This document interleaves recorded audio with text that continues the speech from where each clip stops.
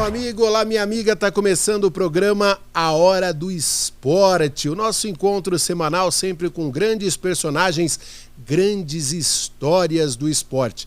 Nesta semana vamos receber Alfredo Loeblin, ex-árbitro de futebol, pessoa extremamente engajada, que depois também do seu término de carreira dentro de campo, se aventurou como comentarista esportivo e olha, vou falar uma coisa para vocês, manda muito bem.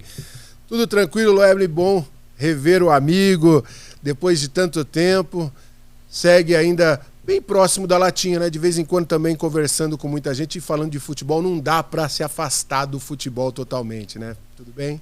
Isso é um prazer estar com você, rever um amigo. Quem tá no futebol, quem esteve no futebol uma vez vai estar sempre no futebol, né? Ainda mais na arbitragem, como está a arbitragem brasileira, né? Ou a arbitragem sul-americana. Infelizmente, a gente torce pelo bem do produto futebol. E então sempre a gente é lembrado, chamado, e quanto mais erros acontecem, mais lembra dos ex-árbitros. O pessoal, ninguém fala do árbitro assim quando, poxa, teve uma grande arbitragem. Por exemplo, recentemente tivemos a final da Copa América e a arbitragem do Klaus passou despercebida, num jogo, né, com muita rivalidade, com pegada, mas ninguém falou da arbitragem. Aí o pessoal nem comenta quase, porque comenta quando tem bastante erro, né? Aí que dá aquele charme a mais. Mas se pensar bem, a sociedade é assim, né? Em qualquer profissão, o que acontece em mil coisas, ninguém fala nada do lado positivo. Se acontece uma coisa ruim, aí cai o mundo em cima daquela categoria inteira, né? Como se a categoria fosse responsável por um erro individual. O Klaus foi muito bem, sim, na final. Eu gostei muito da arbitragem dele. A grande vantagem do Klaus é que ele é isento ao VAR brasileiro, que não é o VAR, né? Aqui no Brasil não é VAR. Aqui é um Frank VAR. Criaram um VAR próprio, tem vida própria. E o Klaus, por ser FIFA, ele tem personalidade para dizer faço ou não faço. Eu já estou vendo você já dar uma cornetada no VAR. Vamos também nessa linha, mas antes eu queria que você me falasse o seguinte. Conta para o nosso telespectador o que deu na sua cabeça de querer ser árbitro de futebol. Porque ou era um sonho ser jogador, e aí você de repente não batia a bola direito, chutava a bola para fora, você foi indo lateral, foi zagueiro, lateral, goleiro, aí falou assim, olha... Gandula. Aí chegou um momento ali que o pessoal falou assim, ó, o que eu posso fazer para te ajudar, apita o jogo aí, vai. Foi isso ou não? Ou tinha o sonho de ser árbitro? E depois, se ele não apitasse, virar um jornalista. É isso? Você quer o quê? Exatamente. Você quer só bater? Precisa apanhar também. Eu falo assim, eu nunca errei um gol. Então, na verdade, assim, não foi assim tão simples, não. Lógico que quem está no futebol sempre gostou de futebol. Você tem um time que você torce, depois você vai mudando a sua profissão, você vai se adaptando àquele início. Mas quando eu era moleque, e faz tempo isso, eu gostava de jogar, hoje chama futebol de mesa, mas era futebol de botão. Na época, né? Eu gostava muito.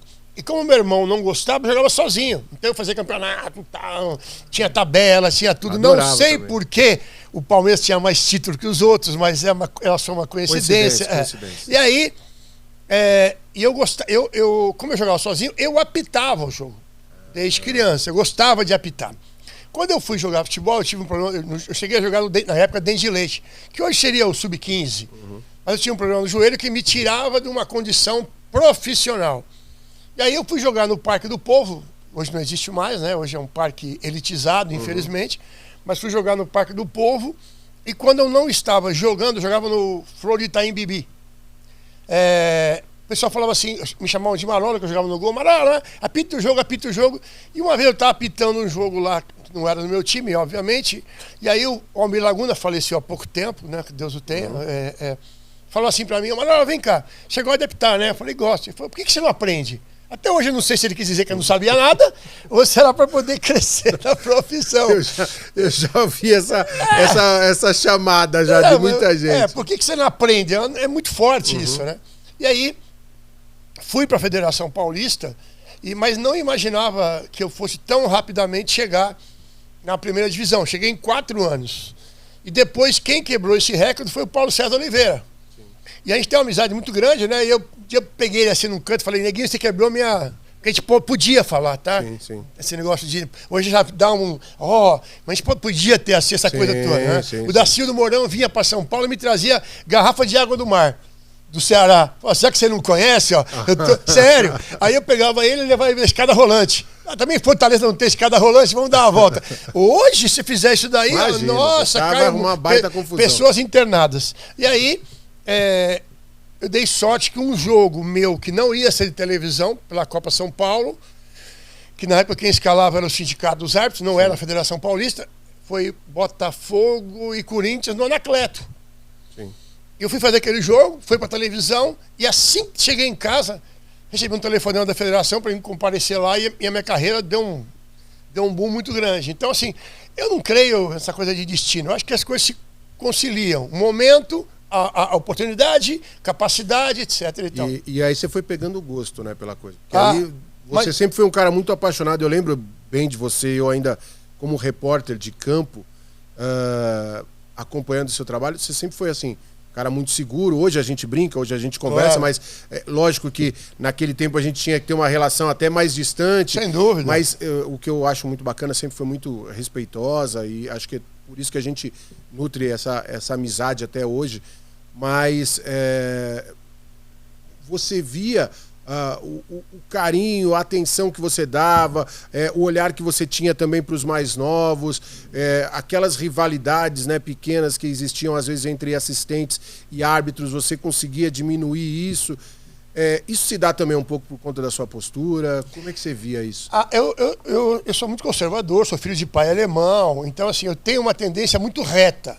Não tem aquela... Eu não gosto, por exemplo, de marrom, eu prefiro o preto ou o branco.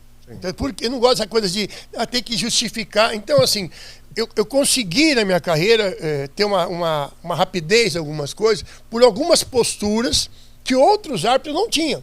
Quer chegar numa reunião e falar, um exemplo, tá? Bem estúpido. Olha, amanhã é domingo. E todo mundo ficava quieto, porque quem falou era o cara que mandava. Eu levantava a mão, não, desculpa, amanhã não é domingo. Então, isso foi me abrindo algumas portas, fechando outras também, tá? Mas fez com que, com o tempo, eu fosse ganhando uma credibilidade junto ao próprio torcedor. Até hoje, às vezes, eu vou num shopping e claro que o garoto mais jovem não me conhece, né? Mas ele estava no shopping e o rapaz falou assim, dá licença, você é o Loebre, né? Eu falei, não, eu voltei a ser o Alfredo. Aí ele falou pro filho assim, esse cara quer apitar futebol, o moleque tinha uns 10 anos, eu falei assim, que tiozão? Que é esse dinossauro aí tá falando que apitar futebol, cabelo branco, barrigudo? Mas você cria, eu acho que em qualquer profissão, né? Quando você se dedica, seja qual for a profissão, quando você toma posturas que possam ajudar no crescimento, não é seu dom da verdade, mas defender aquilo que você pensa, eu realmente na arbitragem tive um salto muito grande. Tanto que na própria CBF, na própria Conmebol, quando eu entrei na FIFA, a gente recebia convite para falar com árbitros, né? Eu lembro que a primeira vez que fazia um jogo na Argentina, um jogo do Boca, quando terminou, o pessoal da federação, você vai embora que horas amanhã? Eu não lembrava que era o Wolf, porque eu sempre aproveitava a viagem para passear um pouco e tal.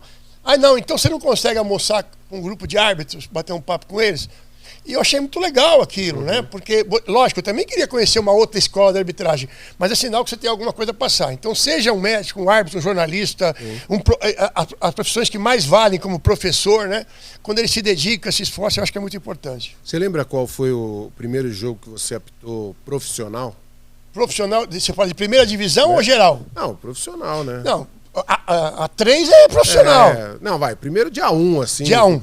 Aquele estádio cheio. Apesar que a 3, às vezes, você pega até estádio mais cheio. Mas eu lembro do primeiro jogo que eu apitei, assim, de nacional, primeiro de televisão, foi dia 7 de setembro de 94, União de Araras e Palmeiras, Campeonato Brasileiro da Série A. Né? E aquela preocupação, porque 94 tinha aquele Palmeiras da Parmalat ainda, era um Palmeiras forte. E havia aquela preocupação, porque toda a família e amigos sabiam que eu era palmeirense. Então, hoje, quando você fala com um árbitro novo, a primeira coisa que você... Aliás, eu acho que jornalista também, eu tive há pouco tempo fazendo uma palestra na faculdade de jornalismo, e eu falei pro cara, você quer ser jornalista esportivo? Você tem uma rede social com a tua camisa... com a camisa de São Paulo, e você quer mostrar credibilidade? Mas o Mauro Betti já é o Mauro Betti. Você precisa trilhar um caminho longo, não é um caminho de ficar pulando degraus. Entendeu? O Carecone é meu amigo, trabalhei com ele no Esporte Interativo, adoro o Mauro. Mas para ele chegar e falar, eu sou palmeirense, e ser respeitado por corintiano, São Paulino, Santista, ele precisou aquilo lá. Então aquele jogo eu estava muito preocupado com o que ia achar. E acabei expulsando 4 jogadores, 2 do União e 2 do Palmeiras. Expulsei o César Sampaio e o Roberto Carlos. E o César Sampaio, que é muito meu amigo, durante anos eu encontrava com ele, vai me expulsar hoje? Porque só eu tinha expulsado um cara que joga duro, mas é um cara tranquilo. E uma coisa que eu bato muito na tecla, né? Não querendo também, você está sonhando, o País das Maravilhas. Lógico que existem problemas, mas a absoluta maioria, o árbitro sai de casa para fazer o melhor. Porque quando... E eu discuto muito isso no dia a dia de clubes, até quando eu converso com mais jovens assim, porque quando o atacante chega na cara do gol e chuta para fora, isso acontece várias vezes, quando o goleiro toma um gol numa falha, quando o zagueiro não marca, aí ele é ruim.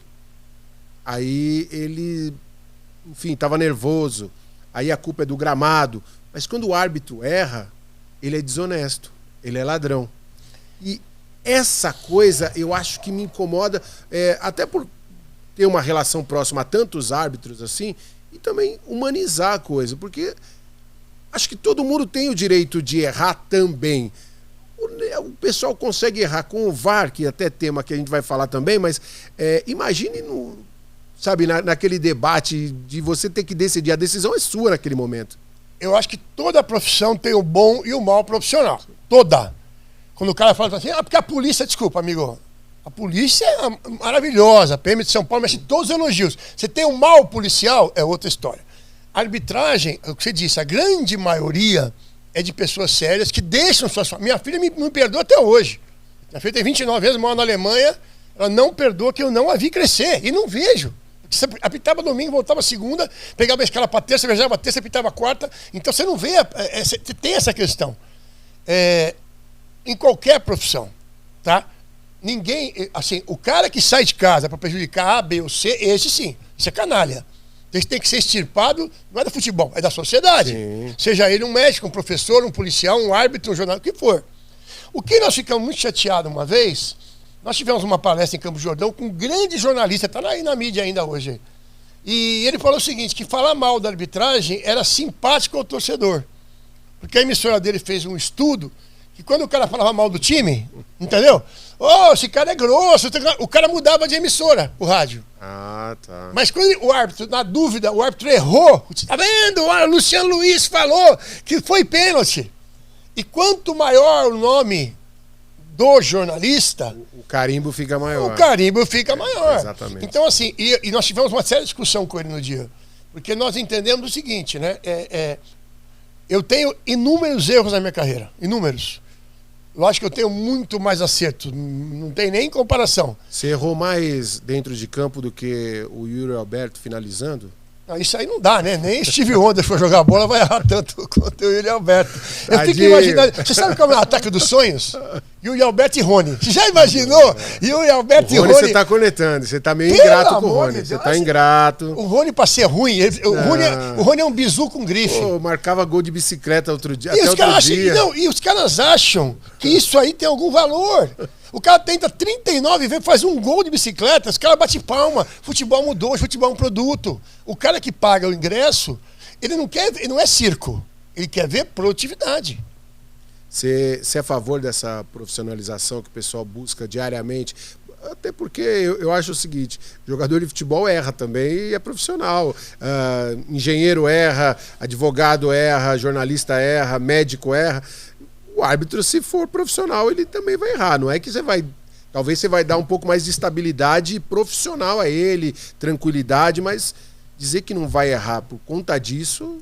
Ele é cobrado como profissional hoje em dia e tratado como um amador. Exatamente. Porque ele tem que... você tem que se preparar fisicamente, você tem que ter outra função, que é uma estupidez.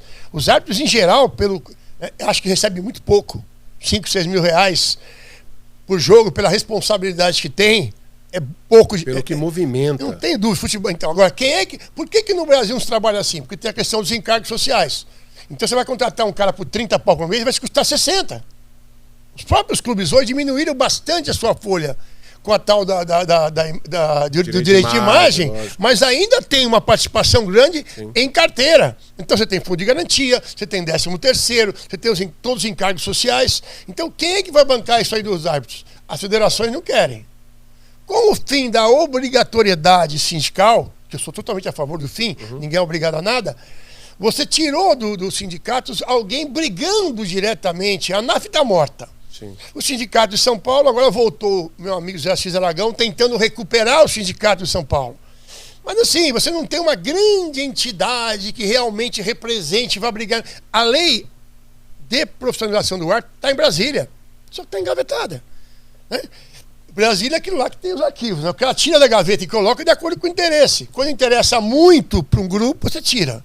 Quando esse grupo não tem força, vai ficando lá. Agora, não dá mais para o árbitro chegar... Eu cansei de trabalhar o dia inteiro, sair 6 da tarde e fazer um jogo no Pacaembu. Qual o estado mental, o estado físico, né, que você chega para um jogo desse? Enquanto o jogador estava concentrado, você tá entendendo? no hotel. Então, assim, quando eu cheguei no nível X da arbitragem, aí mudou. Porque já do meu bolso, ao invés de viajar, vamos supor, eu vou apitar, hoje é terça-feira, né? Uma terça-feira, por exemplo. Eu vou apitar quarta na Argentina. Eu não viajava na terça. Eu fazia o quê? Eu viajava na segunda ou no domingo. Primeiro para me ambientar, aproveitar, descansar, relaxar, chegar bem. Se você viaja no dia, ou viaja um dia antes, cara, não dá para você chegar numa condição mental. Sem dúvida. Loebling, dá um tempinho que eu vou voltar daqui a pouquinho, depois do intervalo. É rapidinho e a gente já volta com esse bate-papo aqui. Muito obrigado.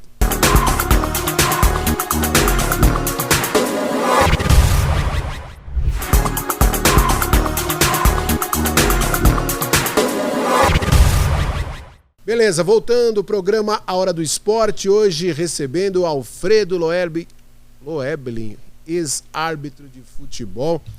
Ô Loebling, fala uma coisa pra mim, qual foi, eu te perguntei do primeiro jogo, né, mas qual é aquele jogo que você guarda com, não sei, maior carinho, assim, o maior evento, tem talvez um ali que você possa dizer? Lógico, você tem vários jogos na sua carreira que você vai lembrar. Primeiro clássico, primeira final, primeiro jogo. Mas eu acho que o dia que morreu Ayrton Senna, eu lembro desse aquele jogo, nós fazíamos um teste no Morumbi com 2 árbitros, que depois a federação usou. Sim. Em 99 e 2000. Minto, em 2000 e 2001. E ela precisava enviar para a FIFA dados. E fomos fazer um teste num aspirante que tinha na época, São Paulo e Palmeiras. Outro árbitro era o Nelson Aparecido Sônego, lá de Sorocaba, amigão. E aí, a gente estava no jogo e aquela coisa, não tinha anunciado ainda a morte do Senna. Mas o estádio já estava lotando. Então, né? Na época que o Morumbi tinha 2 torcidas, aquela coisa de meio a meio, era diferente. Até que aparece no placar do estádio o falecimento do Ayrton Senna. Cara, as 2 torcidas juntas, gritando olê, Senna, foi um negócio de maluco. Porque você percebe que, tirando os imbecis, é possível você fazer futebol com 2 torcidas. Hoje em São Paulo eu sou contra 2 torcidas. Não dá, porque sai do estádio, é a minha visão, sai do estádio, afeta o cara no metrô, que não tem nada a ver com a história, na rua, enfim. Mas naquele dia, eu lembro do Jean Carlos, jogava no Palmeiras. Sim. E o Cid, não era o Cid que estava no São Paulo, quem que estava jogando? O André Luiz estava jogando no aspirante, lateral esquerdo. Estudei com ele, sabia? Estudei com ele no Alfredo Paulino. Primário. Só de chamar Alfredo já é um colégio de alto nível. Alto nível. Então, aí o que aconteceu? Eles chegaram na gente e falaram assim, ó, não há condição de continuar o jogo, nós não queremos mais jogar. Nós não queremos mais jogar. E como aquele minuto que nós demos ali para extravasar tal, passou de 1 minuto, eu encostei no meio, estava o Gustavo Caetano Rogério, faleceu agora há pouco tempo, comandava a arbitragem. Falei, seu Gustavo, ninguém quer jogar mais, o que a gente faz? Ele falou, não, nós temos que mandar isso aqui para a FIFA amanhã, esses números. De bola em jogo, se teve mais falta, se não teve, vai ter que continuar. Mas aquele jogo acabou. Sim. Entendeu? A partir daquele momento, acabou. Né? E eu guardo muito mais do que a morte do Senna, né? Porque eu torço pro Piquet, sempre torci, o Piquet é meu amigo. Mas assim, o que ele representava para a sociedade brasileira, o esporte dele, que era a Fórmula 1, saindo da pista. Era muito maior do que a corrida, né? Era muito mais. E já teve algum dia que você teve que sair do bom e velho camburão? Tá louco? Fugindo de torcida? Eu tenho mais ódio de camburão que muito bandido que se diz que é bandido aí, cara. Eu já saí de camburão e tudo, até uma passagem engraçada lá em Presidente Prudente, né? Puta, os caras vieram pra cima, foi complicado. E na saída, tivemos que sair um em cada viatura da polícia. Pra despistar os caras. Não, e pra ir até a estrada, pra polícia rodoviária esperar a gente na estrada e levar até a outra cidade escoltada. Olha como é que foi legal. E eu nunca vou esquecer. Eu tava dentro da viatura da polícia militar, né? E balançava a viatura, os caras, vai morrer, aquela coisa toda. Aí o sargento do meu lado falou assim, olha, bem caipirês, né? Eu vou dizer uma coisa pro senhor, viu? Eu vou fazer sua segurança porque é meu trabalho, mas que o senhor roubou nós aqui hoje. Mas é meio que um carimbo, assim, o árbitro precisa passar por isso, assim, você fala isso, por exemplo, com os mais novos, o cara fala assim, não, eu não quero passar por isso. Não, você vai ter que passar para pegar uma casquinha. Toda profissão tem o seu amadurecimento em níveis diferentes. Sim. O jornalista, quando está começando, toma um puxão de orelha do seu diretor, não é isso? Fala uma bobagem no ar. Fala uma bobagem no ar. Deixa escapar. Deixa escapar. Esse processo todo, eu acho que ele faz parte do amadurecimento, desde que quem está passando por isso entenda que precisa aprender com ele. Você errou uma vez, eu não vou errar duas. Não dá para sair todo jogo de camburão. Você tá entendendo? Não dá para você errar duas vezes. Nós temos um caso aí de um árbitro que ele foi apitar um jogo, na época tinha A1, A2, A3, B1A, B1B, B2A e B2B. Você tinha 8 ou 9 divisões. E ele foi fazer um jogo lá perto de Ribeirão Preto, vou levar uma cidade agora, não era Palmital. Bom, enfim, chegou lá, veio o repórter e falou assim para ele, ó, seguinte, o senhor tá feliz de vir aqui na segunda divisão? Porque o Fará falou que a primeira divisão era a área. Ele falou assim, quem é a segunda divisão? Isso aqui é 1, 2, 3, 4, eu tô aqui na nona, São Simão, eu tô aqui na nona divisão. O repórter se ofendeu, aliás, tinha que se ofender, e xingou o cara. Então os dois erraram. Sim. Os dois erraram. Passou um ano, ele volta para a mesma cidade com o mesmo repórter. O que você acha?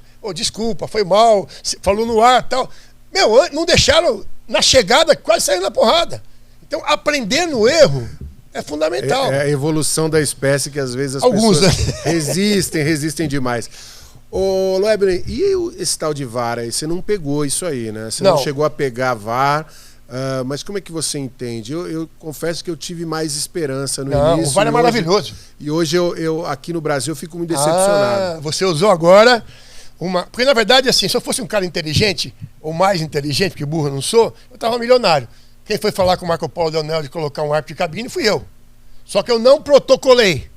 E a minha ideia era um pouco diferente. Um árbitro só, como o futebol americano, por exemplo, onde pudesse haver o desafio do treinador, o Marco Paulo falou, isso é uma bobagem, morreu o assunto, passou 2 anos por coincidência, mas tudo bem. Surgiu o VAR. Surgiu o VAR. O VAR, o protocolo de VAR tem 104 páginas e começa com o quê? O máximo de eficiência com o mínimo de interferência. Ponto.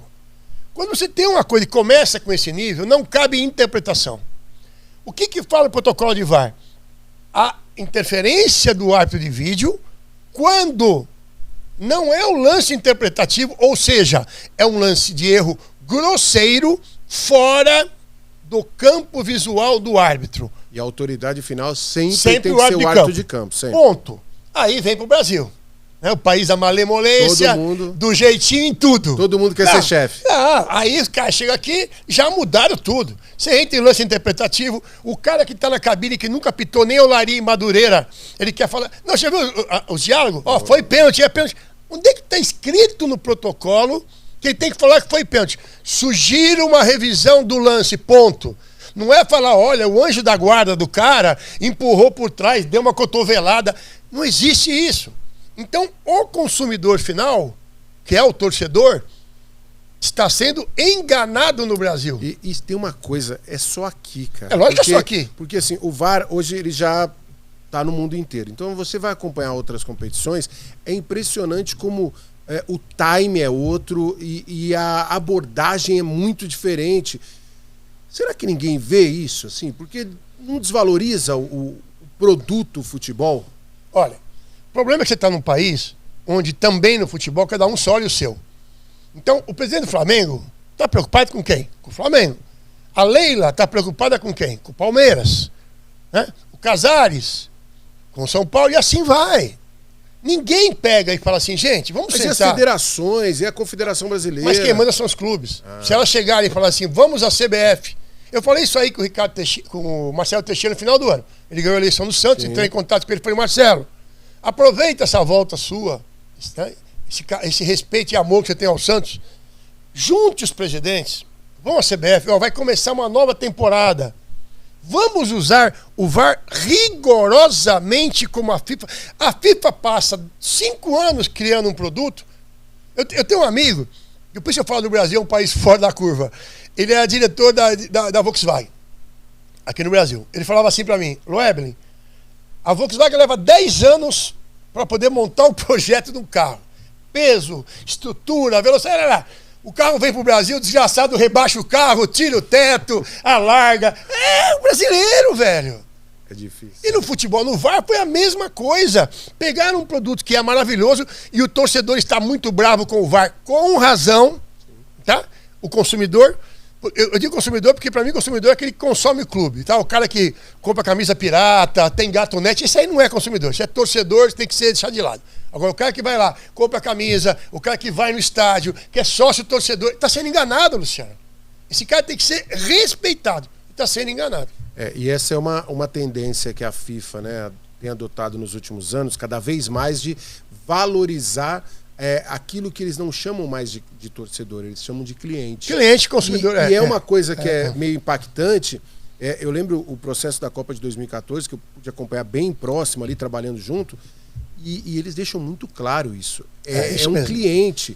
Essa responsabilidade de tempo de jogo, a cera, que os atletas acham que eles são espertos, e isso acaba desvalorizando. Quando a gente vê um futebol brasileiro que hoje é tão marginalizado, principalmente se a gente for comparar, até infelizmente alguns países da América do Sul, é por conta desses atos, é por conta dessa falta de gestão.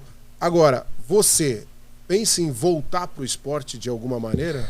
Deixa eu te falar uma coisa que é uma informação importante. Opa, manda aqui. Os árbitros estão sendo cobrados pela TV. Tá? Por quê? O árbitro, deu 7 da acréscimo, deu 9 da acréscimo. Não pode. Ele não pode ser o gerador da perda de tempo para compensar na frente e quebrar a grade. Você dá 7 no primeiro tempo, você deu mais 8, você deu 15 minutos, que é um terço de um tempo, e que você mata uma grade de televisão. Com um patrocinador que quer entrar 6, ele não quer entrar 6 e 15. Ele quer entrar 6 horas. Você concorda comigo? Sim. O custo é outro.